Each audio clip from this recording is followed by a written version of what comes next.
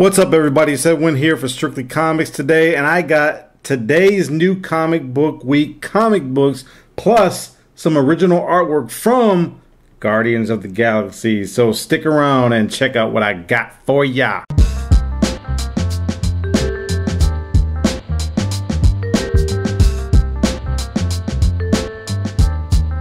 What's going down, everybody? Edwin back again for Strictly Comics, and yes, I'm not gonna be all bummy like I was the last few weeks, and I really apologize about that. But all right, let's get right into it because I'm not gonna do a whole lot of editing today because I got a lot to show you guys, and I really want to push through with this. So here's this week's new comic book week comic book bag. Let's get right into this bad boy. You know what I'm saying? And as always, in no particular order, I have up first this little preview, Marvel preview week thingamajigger of upcoming books that I will probably never pick up. This right here, a bunch of crap. New Warriors, that's a joke. So yeah, got that. And up first, I got Superman number 28 by DC Comics. Really starting to dig Superman just a little bit. So and the story and the artwork really hasn't been that bad, so I might put this on my pull list. I'm not for sure yet, so don't take me at my word about that. Up next, I got The Wake number 6 out of 10 by Scott Snyder and what's this dude? Oh yeah, Sean Murphy. Sean Murphy's a pretty bad artist, man. I really like his artwork. I'm really digging it. Plus, I think he also does Deadly Class. Oh, God. Deadly Class. Okay. Origins number 2. Origins 2, issue number 3. Wolverine. Got a little bit Sabretooth action going on in here. This story has been pretty good. I've actually enjoyed it. Image title, One Hit Wonder, issue number 1. Don't really know what this is about. Don't really know what to say about this. We'll find out what it's about when I read it.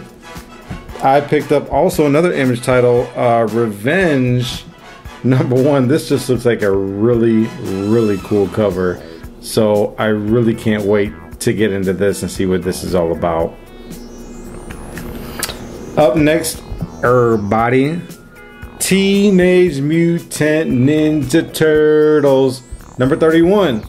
This is going to be my pick of the week. I will be reviewing TMNT issue number 31, so check that out tomorrow. Another image title, everybody. The Walking Dead 122. The Walking Dead, pretty awesome. So far, so good. Up next, you guys, I got Teenage Mutant Ninja Turtles Ultram Empire issue number 2. I'm really looking forward to reading this. Fungatoid has made his way on the scene along with the Triceratons, so it's been a pretty good read so far, and it's only like a 1 out of 4, I think, so it's gonna be a short series. So next, you guys, I picked up the Superior Spider-Man issue number 28, Goblin Nation part 2. My thoughts about this series so far?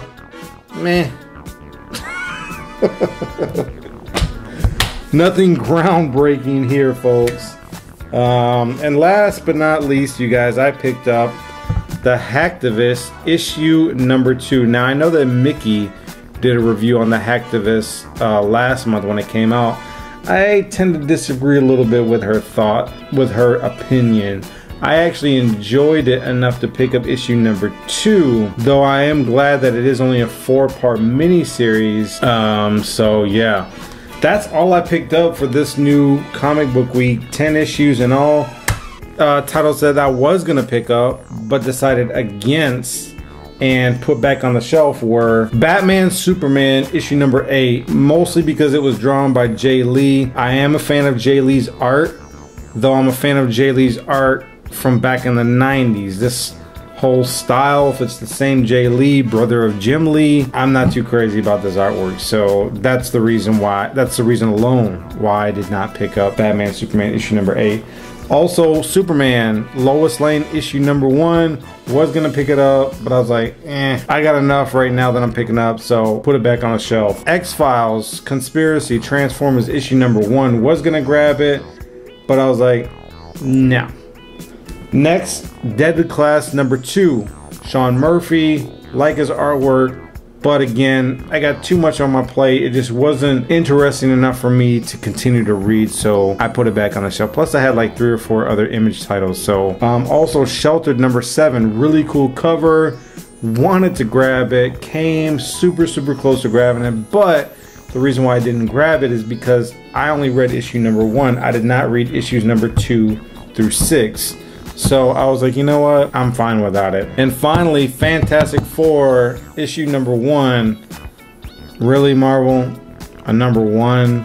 As if I don't know anything about the Fantastic Four already. I'm not gonna pick it up. Another reboot, another number 1. A Fantastic Four, really? No. Alright, now to the meat and potatoes of this. My comic book shop allows layaway, which I'm very grateful for, because when you have something that you really want, and of course it tends to be really expensive, you're not gonna dish out $100, $200, $300, $400 right away off the rip just to pick something up. So thankfully, my comic book shop, they had some original artwork that they allowed me to put on layaway, and I've had it on layaway since like Christmas, so a little bit after Christmas, so because they had a ridiculous sale going on. So let me show you guys what I picked up. I really wish that I would have showed this last week in light of this whole new Guardians of the Galaxy trailer surfacing. I really wish I would have done it then, but better late than never. So I'll show you guys what I picked up. This is from the comic book Thanos Imperative, issue number 5. Super sweet artwork. This artwork comes from Miguel Sepulveda. Totally unfamiliar with his artwork or who he is, but if I see a piece of artwork that is good and it's affordable, I think that I'm gonna get it. And this is from page number 2.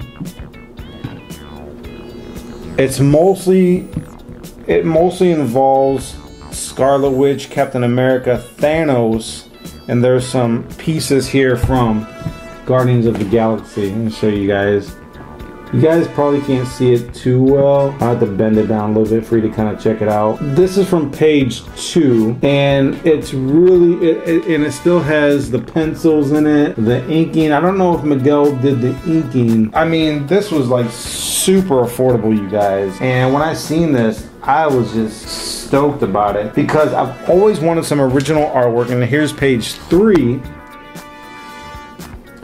And right here you got like, this is where the Guardians of the Galaxy are. You have the Guardians of the Galaxy here, Scarlet Witch, and then the shadow of Thanos standing in the background. And then this right here is actually a really cool panel right here. The pencils and the inking don't justify just how sweet this turned out once the final product was done. But this is the really super. And then on the back, I got page 4. And right here you got Scarlet Witch right here. And again, once this piece is finished, it's just really sweet. I'm not a huge fan of Scarlet Witch. I mostly got this because of Thanos right here, Thanos right here, and right here. You know, some really cool pencils and artwork done, you guys. So I got a nice little run. I got page 2, 3, and 4 of Thanos Imperative issue number 5. And then last, on the back of page 2, I have page 11. And then there's a nice little headshot, chest, upper body shot of Thanos right there. And then it's kind of a crappy picture of Rocket Raccoon down in the bottom left there, but that's who that's supposed to be, Rocket Raccoon. But I was actually really surprised on how cheap this was. When I say good artwork that's affordable, you can usually get a comic book page, anywhere from like 50 to, you know, 150 bucks at an affordable price. And then of course, from there on out, it just goes into the thousands of dollars. And, you know, I'm not going to dish out any kind of money like that, but you guys can if you want to. But my very first original artwork from Thanos Imperative, issue number 5. Why did I get it? I got it mostly as an investment piece. I don't have any intentions or any plans of keeping it because Guardians of the Galaxy are going to be coming out in August, and I plan on trying to resell these pieces and make a little profit off of it. Will that happen? I have no idea, because it depends entirely on how popular the artist is. And all these pieces are signed at the bottom. I don't know if you guys saw. Right here, Miguel, you know, he signed at the bottom there.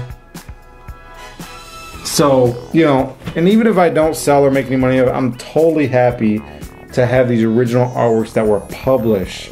Thanos Imperative did not sell a lot of issues. I think it sold like less than like 40 or 50,000 copies because it just wasn't that popular of a comic. It was a small run of like 5 issues. So, but I'm still happy to have it, and I did not pay very much for it at all, so I'm super happy. So that's it, you guys. Don't forget to like, comment, subscribe. I always appreciate it, and I do want to give a shout out to those who kind of put me over the hump of that 200 subscriber mark. Am I gonna have another giveaway? Heck no. Not for all 10 of you that are gonna participate. No, I'm not gonna have another giveaway till I reach 1,000. I might have one when I meet the 500 mark, but I doubt it. But yeah, you guys, that's it. As always, keep God first in your life, enjoy your comic books, and God bless you guys.